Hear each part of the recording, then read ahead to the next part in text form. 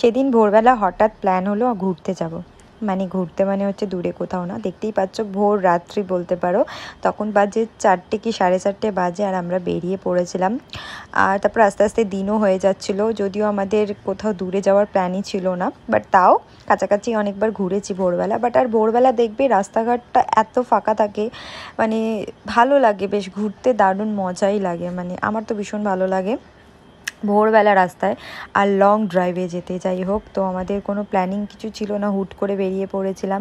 তো যেতে যেতে কোথায় যাব কোনো ঠিক ছিল না, আমাকে বললো চল হাতিবাগান নিয়ে যাচ্ছি, কারণ আমার হাতিবাগান খুব ফেভারিট সেই জন্য।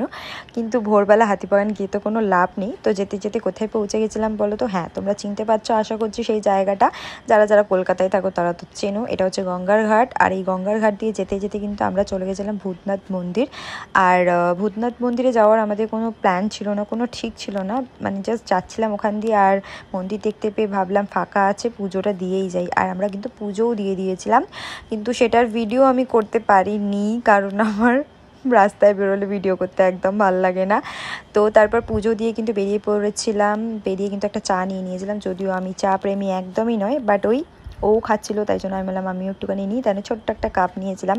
আর চা খেতে গিয়ে কিন্তু আমার জিভ পুড়ে যায়, আমি একদমই চা খেতে ভালোবাসি না, তো তাই জন্য কি বলো তো, চাটা কীভাবে খেতে হয় সেটা আমি বুঝতে পারি না, চাটা কখন ঠান্ডা হবে এটা বুঝতে পারি না। যাই হোক, তো আর ওকে দেখো বড় একটা কাপ নিয়ে নিয়েছিল, কারণ আমি বলেছিলাম আমি ছোট্ট নেব, আর মুখটাই বাদিয়ে দিয়েছি।